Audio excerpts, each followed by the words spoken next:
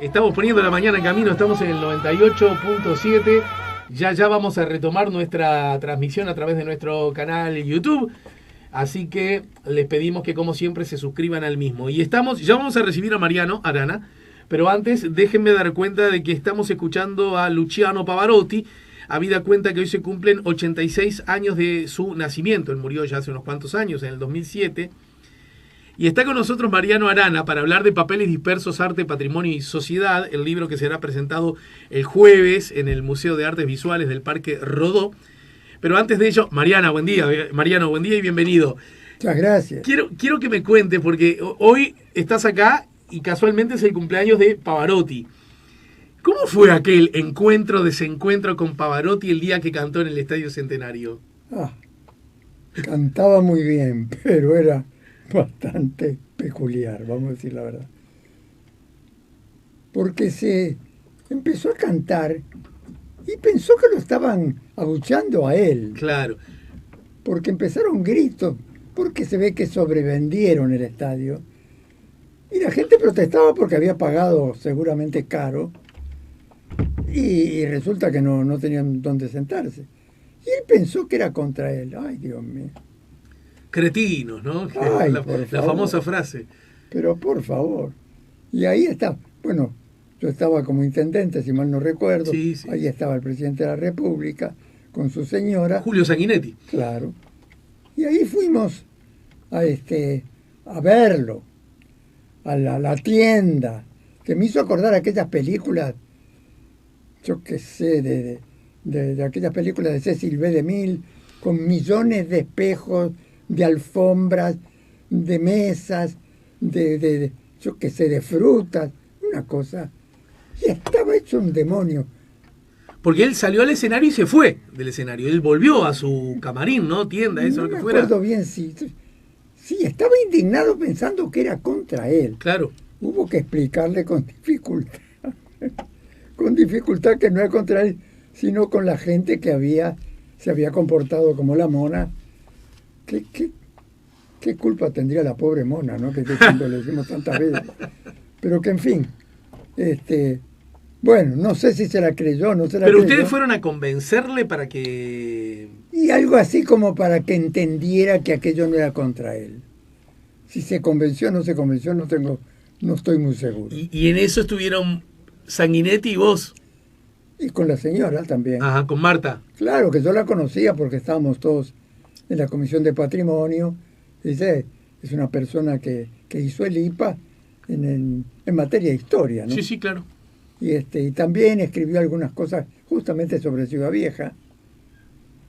Yo creo que aquel título que le pusimos al primer audiovisual que hicimos para defender la ciudad en plena dictadura, yo creo que estaba justamente en alguna de las pequeñas obras que ella escribió sobre Ciudad Vieja, llamándole una ciudad sin memoria. Fue el título que le pusimos al primer audiovisual, que tuvo aquel éxito loco y que permitió que en fin, que la gente se enterara de que había alguna razón para decir que no en plena dictadura, porque había que decir que no, Agarramos por ese lado. Sí. Las veces que tuvimos que ir a la comisaría para explicar, ¿y usted por qué hizo eso? ¿Y cómo por qué lo hice? Soy arquitecto. En la facultad tenía profesores excelentes que nos enseñaron a defender el patrimonio uruguayo. ¿Usted no está de acuerdo con eso? Estamos en el marco de lo que podríamos llamar, para contarle a la gente más joven, cuáles eran los planes, si es que había planes, de la dictadura en aquellos años, en particular con algunos edificios patrimoniales de la Ciudad Vieja. Bueno, no sé si tenían planes. Lo que tenían eran aberraciones. El ministro, cuyo nombre me acuerdo, pues, ¿para qué lo vamos a dar a conocer? Más vale que se olvide. Hay que reconocer que ese ministro de Cultura, si así se lo quiere llamar todavía, fue el que determinó, porque había un empuje fuerte de especulación en lo inmobiliario, que habrían de desclasificarse como monumentos históricos centenas de edificios y conjuntos urbanos. Por ejemplo, el barrio Reus Sur, el barrio Reus Norte, el conventillo del Medio Mundo, más allá de las obras soberbias porque no necesariamente las obras ricas y caras son las que valen. Claro.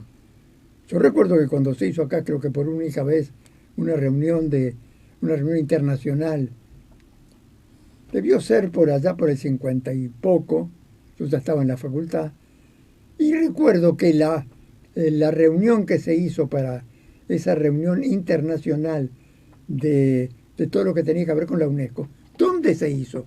¿Se hizo en el Club Uruguay? No, se hizo en el conventillo del Medio Mundo con un éxito loco. Ah, mira. Fue un éxito, la verdad, fue un acierto, una astucia, porque eso generó algo absolutamente distinto a lo que a lo que la gente estaba acostumbrada a ver, en donde te abrían el palacio del Eliseo, o vaya a saber qué otro palacio en Múnich o en alguna de las ciudades europeas, ¿no? O estadounidenses. Y la verdad que aquello fue de tan indignante, porque no solamente era una aberración permitir desclasificar como monumento histórico una obra excelente para hacer un bodrio impresionante, porque era la pura especulación, o para dejarlo hasta el día de hoy aquello baldío, ¿te das cuenta? En aquel conjunto brutal de la Ciudad Vieja de Montevideo. Pero era en el marco de una especulación inmobiliaria, llamémosla así. Claro, sí. Y se ve que el tal ministro de Cultura, que de Cultura tendría poco, a pesar de que los argentinos le dieron un premio. Yo no sé si no lo conté acá en la radio alguna vez. Seguramente. Un gran historiador y un gran, muy reconocido a nivel de toda América Latina y de Europa, particularmente de España. Le otorgó el premio. ¿Sabés qué premio era? Atila, porque terminó con todo lo que pudo. Una normal, que Dios mío. Atila. No sé si usted me estará escuchando desde el más acá o del más allá. Bueno, vamos a hablar del más acá y a lo mejor del más allá a propósito de Papeles Dispersos, Arte, Patrimonio y Sociedad. Yo lo estoy exhibiendo para que lo vean en la cámara, y los que nos siguen por la transmisión en el canal YouTube. Bueno, es lindísima la carátula, ¿no? Muy hermosa, pero muy hermosa, ¿no? Ese tipo esclavo es un capo. Es que y el título, que es lo más lindo que está escrito ahí en ese libro, tampoco lo hice yo. Me lo sugirió el nuevo gerente, por decirlo así, después que falleció Raviolo, que durante más de 50 años fue nuestro impulsor para la creación de Banda Oriental, ¿no? El querido Raviolo. ¿Vos estás hablando de Alcides? Y gran... Pero, ¿quién te lo sugirió? ¿Alcides? Alcides Abella. Bien. Fue de lo más ocurrente, ¿no? Me gustó mucho el título también, ¿no? También. Papeles Dispersos, Arte, Patrimonio y Sociedad, Mariano Arana. Y la carátula, bueno, es del increíble artista plástico excelente. Uruguayo Fidel Esclavo, radicado en Argentina, en Buenos Aires, hace mucho tiempo. Este libro está dedicado a Mónica y Eduardo, son tus sobrinos, ¿no? Seguro. Y pero también los conoces particularmente. Sí, a Inés y Juan y Bouzas, tus sobrinos nietos, ¿no? Que bueno, son casi como una especie de sobrinos míos también, porque son hijos de un hermano de la vida. Lo cierto es que Papeles Dispersos, ¿cómo nace? ¿Cuál es el génesis de todo esto, Mariano? Fue una cosa bastante peculiar. Yo había tenido la idea, después que dejé de estar en la Junta Departamental, donde conocí a gente muy valiosa, muy valiosa. Bueno, allí tuve oportunidad de hacer algunas intervenciones.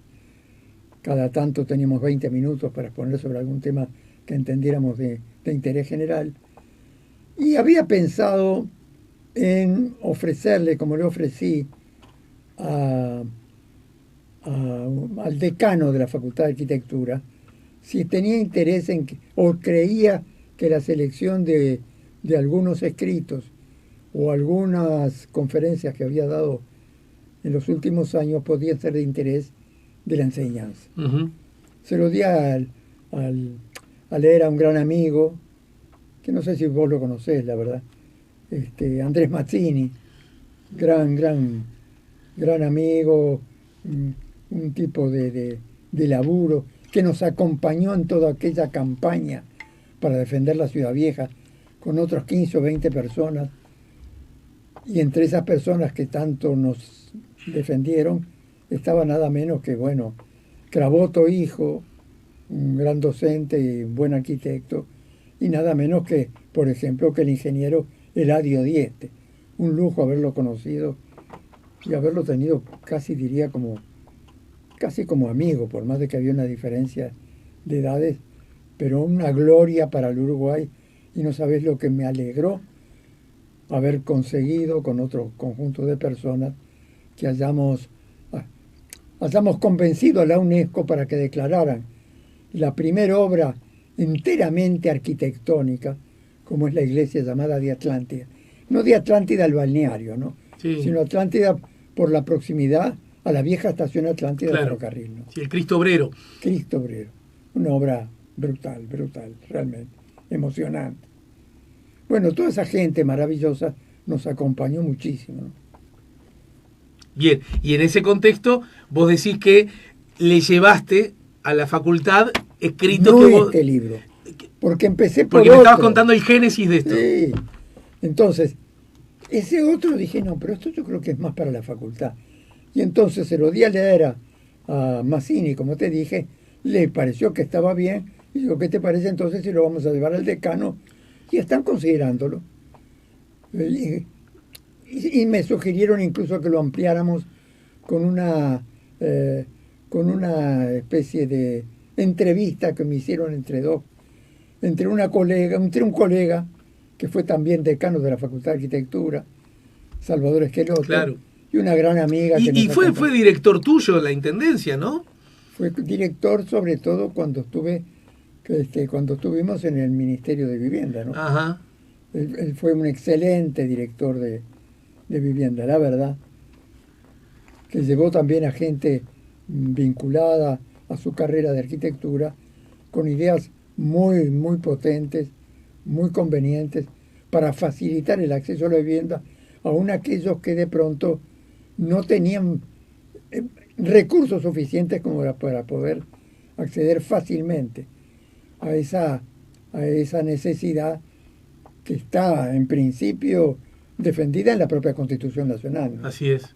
Bien, entonces juntás ese material. Claro, y aquel quedó para que lo consideraran para la facultad.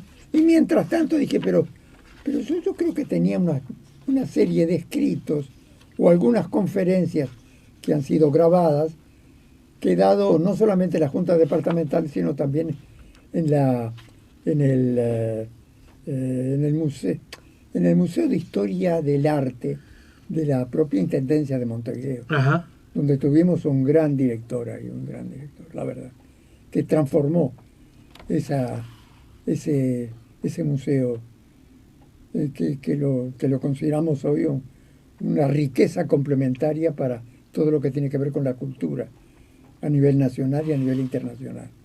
Bien, y en el libro les cuento al público. Bueno, primero ya hablamos de la portada, que es maravillosa, como todas las que hace Fidel Esclavo. La calidad de impresión de las hojas, del papel, es extraordinaria. Dialogan muy mucho la fotografía con el texto, ¿no es cierto?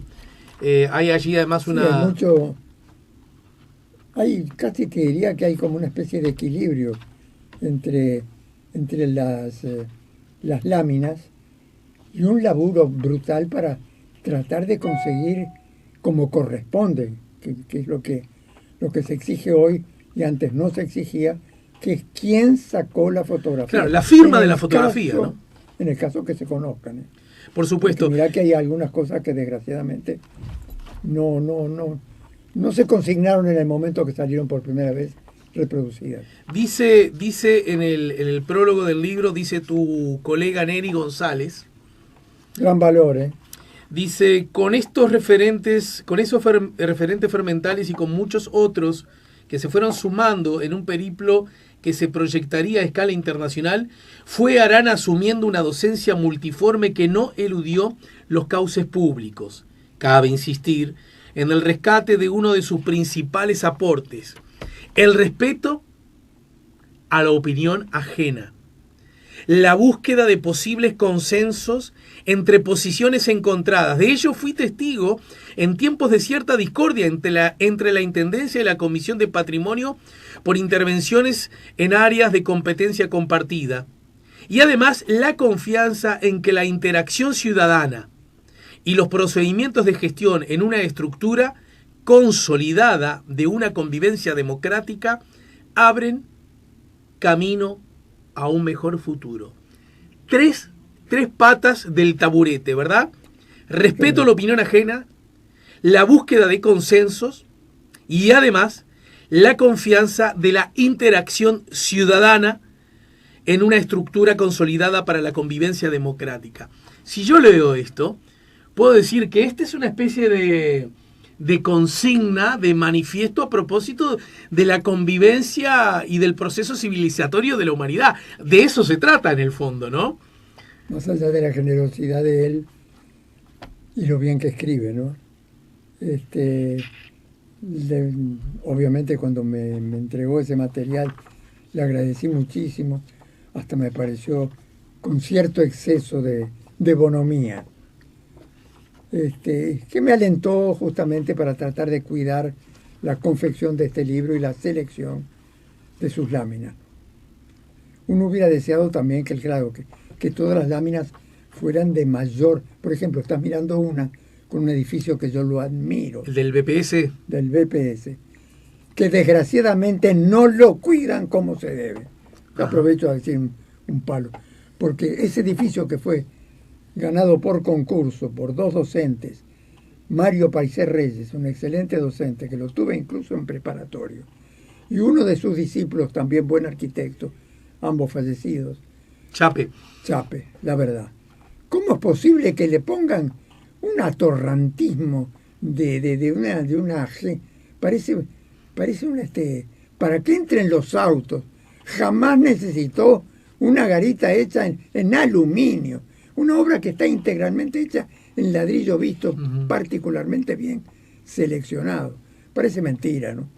Yo creo que la Comisión de Patrimonio debe hacer notar esas cosas. Y la Comisión de Patrimonio tiene también injerencia, por lo menos de opinión, ante organismos públicos, porque no todos los que están en organismos públicos tienen siempre, deberían tenerlo, siempre la sensibilidad como para ser los primeros custodios de obras de excepcional calidad, como es esta. Y a propósito de esto que vos traés, bueno, esta referencia nació en el marco de la recorrida y de una de las fotografías. Vos decías, la fotografía que está en la página 26, te gustaría que todas tuvieran como una dimensión y un tamaño similar, ¿no? Por ahí Casi venía el comentario. Mato, porque tuve que subirme al bordecito allá por los 15 metros de altura. Y después dije, debería ser más prudente, ya no soy un muchacho. Alguna vez tuve 10 años y 15, no sé por qué. Yo pensaba que no. ¿Y ya no los tenés, es cierto? ¿Está confirmado no eso? Los tengo porque tengo unos cuantos más. Pero acabo de cumplir 88, ¿qué te parece? Andas bien, ¿eh? Estás bien, estás bien, ¿no? Yo me siento bien, pero todo tiene sus límites. Sí, es verdad. Pero, por ejemplo, ¿cómo te alimentás vos? Yo creo que como razonablemente, pero cuando voy a un restaurante y veo que comen otros, yo digo, pero yo debería ser gordo. Nunca fui gordo. Vos decís que incluso sentís que comés más que otros. No. Creo que no, que exageré un poco. No. Pero hay cosas que vos no comés o que tenés inhibidas por prescripción médica o... Trato de cuidarme y no hacer disparates. Pero me gustan las pastas, me gusta, yo qué sé, me encantan los dulces. De manera que trato de no comer demasiado. Nunca lo hice, Bien. Pero siempre claro, fuiste flaco. Recuerdo a mi mamá, que era la que cocinaba, la pobre. Mira que laburaban las mamás de toda la vida. Pero por lo menos la mía, que era una persona que vino con sus tantísimas hermanas mujeres, todas con una mano atrás y otra adelante, allá de La Coruña, imagínate. De la aldea, como se le decía entonces, allí donde vivían, a una cierta cercanía de Galicia, ¿no? De ¿cómo se llama? No demasiado lejos incluso de la maravilla de ciudad que es aquella que tiene esa iglesia fenomenal, Ah, vos decís Santiago. Santiago. No queda cerquita, más cerca queda La Coruña, ¿no? Pero ella vivía en una aldea, mirá que la fui a ver, lo que se supone que era la casita humildísima, de piedra, donde ahí conocía primas ¿Pero tu mamá nació allá? sí, claro, ¿Y sí. vino acá con qué edad? Ella con 11. Y vino mira, nunca le pregunté en qué bar, obviamente en tercera porque no había cuarta. Nunca más vieron a la hermana mayor porque estaba casada y nunca más la vieron. Porque aún viniendo en tercera clase, para mucha gente era prohibitivo. Obvio, obvio, Prohibitivo, ¿no? obvio. ¿Y tu mamá tenía el tonito gallego al No, hablar? no, porque vino tan joven. Vos viste que muchísimos gallegos toman más mate y hablan con Sí, el claro. che y vos con una facilidad. Sí, claro, claro. Todas sus hermanas, las que yo conocí, incluso las que vinieron primero, las mayores. Y una de ellas vivía justamente muy cerquita de la Plaza La Fonia, allá en La Teja. Y a tal punto que cuando íbamos a verla, a mi tía y a sus 6 hijos varones,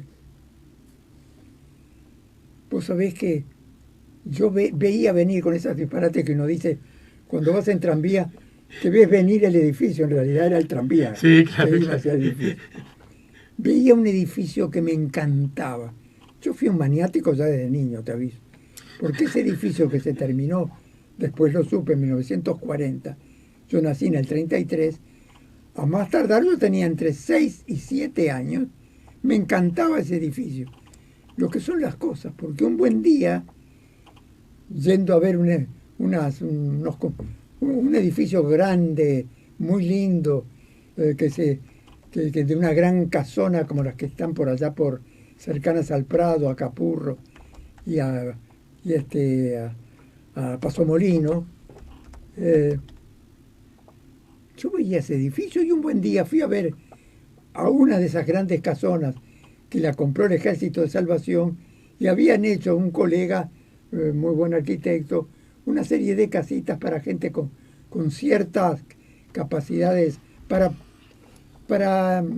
matrimonios mayores con cierta capacidad de pago, Sí. que le hacían los arreglos de la casa, le llevaban la comida hasta allí, en fin. Y cuando salgo, veo este edificio que yo adoraba desde que tenía 6 años.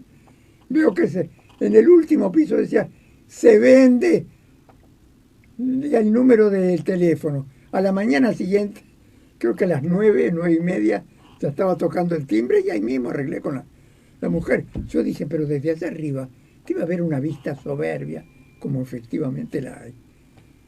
Y bueno, y cumplí con ese sueño impensable. ¿De qué año estamos hablando de eso entonces? Y eso fue, yo estaba todavía en el, mira vos, yo estaba en una de las veces que estuve en el Senado. Y la verdad que no lo podía creer, te digo la verdad. Porque traté de arreglar algunas cosas, poner algunas pequeñas o medianas arreglos para lo mucho que yo y mi papá, que era igual que yo, loco por los remates y por las cosas antiguas. Así que caí con unos roperos que pesaban un quintal, te aviso. Sí. Cuando me mudé previamente todavía en vida de mi madre, a Positos, una casita preciosa, muy chiquitita, que desgraciadamente no tenía ni una gotita de sol, salvo unos poquitos días, los días ya cercanos a ¿Para fin de esa año. que estaba a media cuadra de Yauri? Claro. Sí, sí. Divina Que casita. parecía como unas casitas de los enanitos de Blancanieves. Buah, hubo gente que opinó algo distinto que vos. Cuando aquellos tipos que se los contrataba para hacer las mudanzas, había 2 tipos que debían ser vascos, de aquellos que usaban ¿te acordás? Unas franjas, unas especies de bufandas negras que las Sí, rodeaban. una faja, sí. Una faja, Sí. sí, para ponerlas debajo de aquellas cosas pesadísimas. Y así entró un ropero que todavía está en casa ahora de este edificio en el 6º piso. Entonces los tipos que les costó un triunfo porque pesaba aquello, como loco. Se quedaron un poquito así descansando y los tipos con una seriedad como si lo hubieran visto algún día, casi me les río en la cara. Porque aquellos tipos grandotes de laburo me dicen con toda seriedad, ¿sabe una cosa, arquitecto? Esta casa nos hace acordar a la de Caperucita Roja como si lo hubieran visto una vez. Mirá qué cosa divina. Bueno, y de ahí te mudaste a donde estás ahora, que es Claro. ese sueño cumplido, digamos. Claro. Y hace más de 30 años que estoy ahí.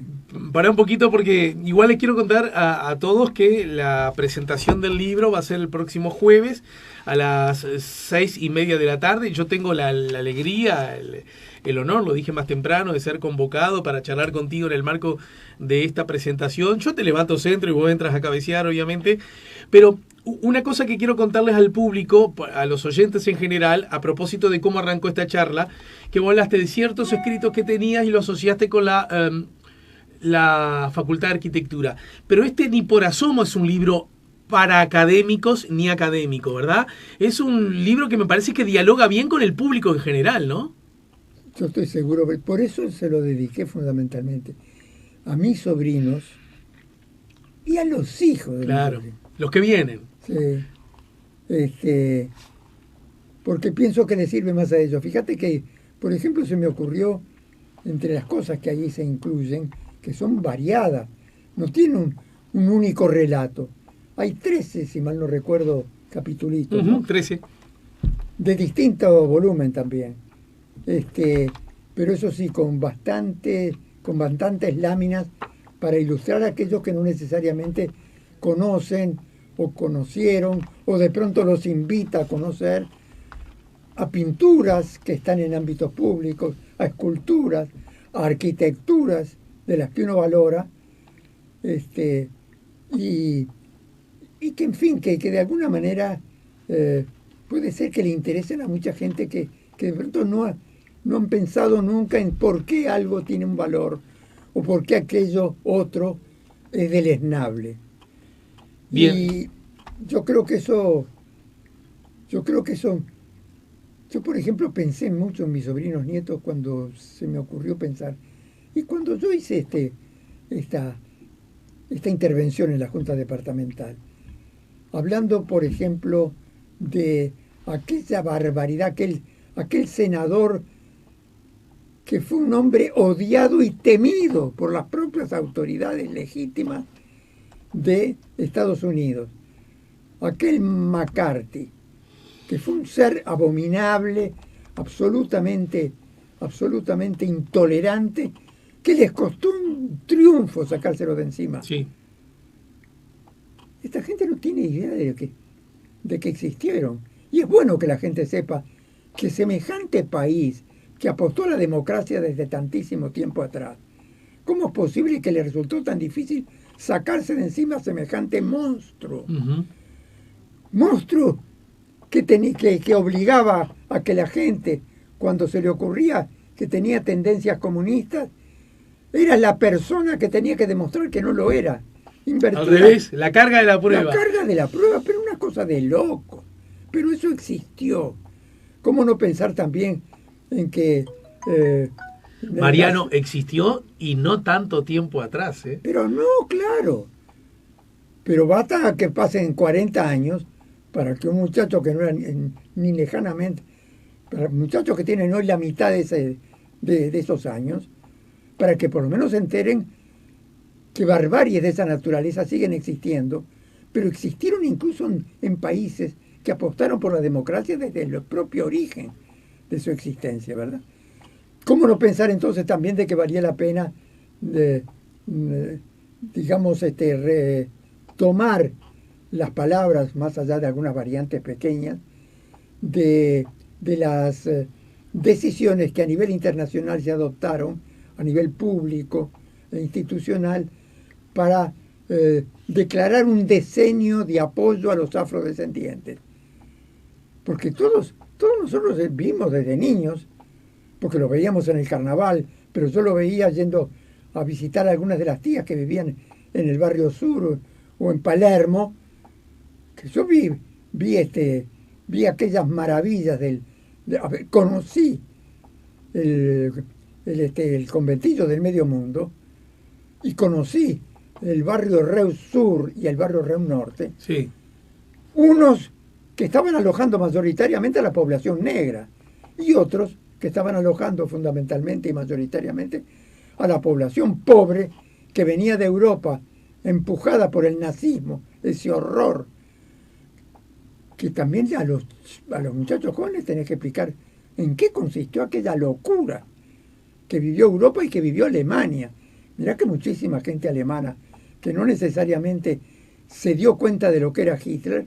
Hay que ver cuánta gente lo apoyó, cuántos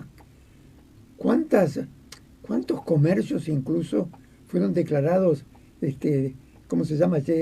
La pusieron en la lista negra por el hecho de que eran alemanes. Y muchos de ellos, vamos a decir la verdad, después de las cosas que pasaron en la guerra y en la puja permanente que hubo desde el 70 en adelante, por decirlo menos, con Francia, y que se vieron tremendamente vulnerados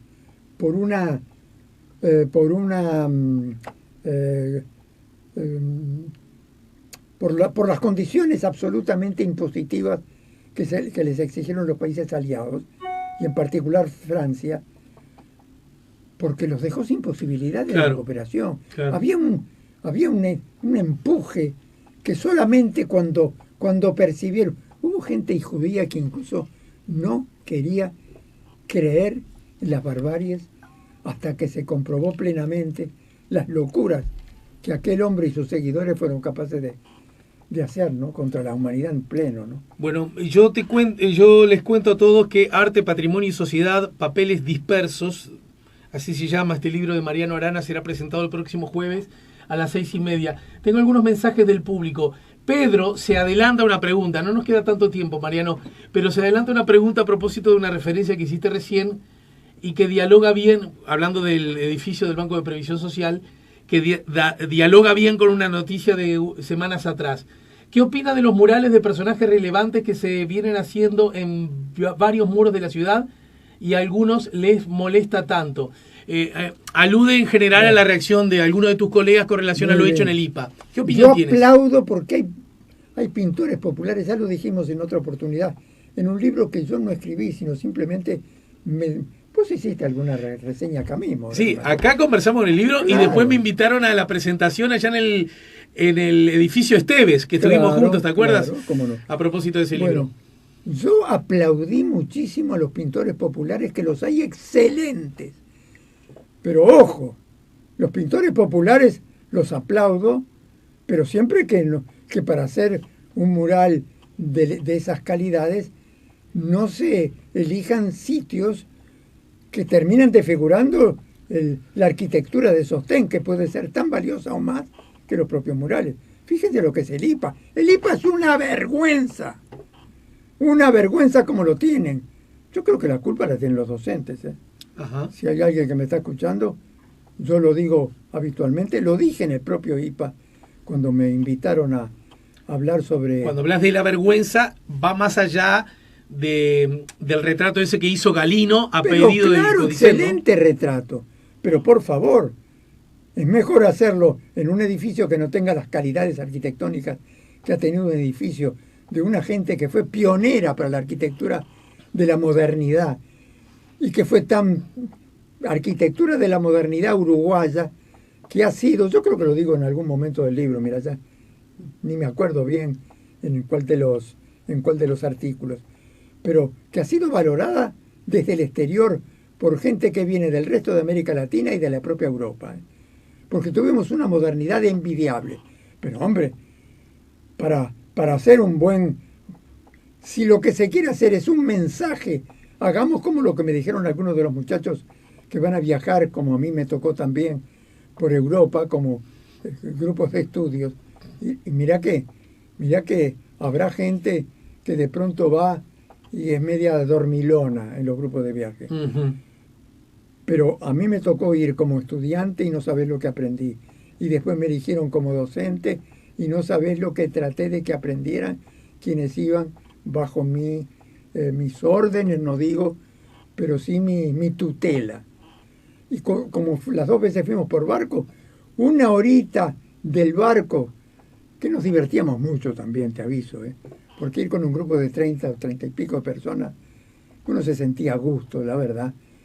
Pero también los obligaba a dar una clasecita a los encargados de cada país que íbamos a visitar, para que nos recordaran lo que íbamos a ver y estuviéramos preparados para valorarlo en plenitud. Bien. Bueno. Pero eso sí, no me hagan buenas pinturas en edificios que son tan buenos como las pinturas. Entendido. Elijamos un... No, pero además generando... Fíjate, alrededor del Palacio Legislativo hay unos murallones de Morondanga. Los pintaron muy bien, claro, con personajes que son un orgullo para la historia cultural del país. Torres García, Mario Benedetti, Juana de América, yo qué sé, unas cosas de lo más atendibles y de lo más aplaudibles. Y para aquellos que puedan recordarlo, yo les invito, si van por la calle Mercedes, rumbo al centro, sí, cuando lleguen a la calle Mercedes, esquina República, hay una casita chiquitita. Miren el mural que una persona que no sé cómo se llama pintó, pero una pintura absolutamente vanguardista, maravillosamente. Bien. Yo la tengo acá en mi... Mercedes, que a esa altura se llama Aedo, ¿no? Claro. Lo que pasa es que a vos no te gusta eso. Pero ¿qué me va a gustar, de los no? cambios. Para que nos tenemos que despedir. A ver, mostrame y ya de paso lo muestro en la camarita ahí. Ay, no sé si... Fíjate. A ver, dame. Si lográs que la cara esta sea la única que aparezca ahí. Sí. Por favor, vayan a verlo. Y no sabes, el propio dueño es el que defiende esa pintura que hicieron sobre su casa. Bien, no logro eso, pero en todo caso... Bueno, pero ya te digo, facilísimo de acordar. Mercedes y República. Y esquina República. Ahí no está el cuartel. El cuartel, frente al Claro, cuartel. claro. Frente al cuartel. Sí. Te tengo que despedir, Mariano. Tengo que pedir. Pero pará que rapidito te leo así a vuelo de pájaro algunos de los mensajes que están llegando. Mariano Arana, qué grande, me hace acordar mucho a mi tío. Hablando de generaciones. Qué amena y qué cálida siempre la charla con Mariano. Un gran abrazo de mi parte para él y gracias, Alejandro. Virginia dice, qué crack. Otros mensajes llegan, 099-894-987. Dice Juan Antonio, me parece. Espera un poquito que acá estoy buscando. Juan Antonio dice, Mariano Arana, qué grande, me hace acordar mucho a mi tío cuando estoy en el recién. Un placer escuchar a Arana. Soy un amante de los edificios antiguos y sus relieves y misterios. Un fuerte abrazo, Luis Omar. Viaje 2008, dice, ayer vi una película del Doctor Africano, una realidad de vida en Francia del año 1975. A full Mariana, dice Cevita. Virginia dice, soy de la época que con un palo de escoba golpeaba el piso para pasar la diapo a Pola y de paso para que nos Pola, que era una despertáramos. estudiante, una colega muy buena. Virginia Faruelo manda el mensaje. Pero no era de escoba, ¿eh? No Era era. otro palo para señalar los diapositivos. Bueno. Pero para que no se me durmieran en clase, ¡pum! Mariano, Golpeaba el piso para que pasaran el diapositivo. te abrazo, te agradezco y nos reencontramos el jueves Claro. en el Parque Rodó, ¿sí? En el museo. Donde te aplaudo más a vos que a mí. Estás loco, ¿qué decís?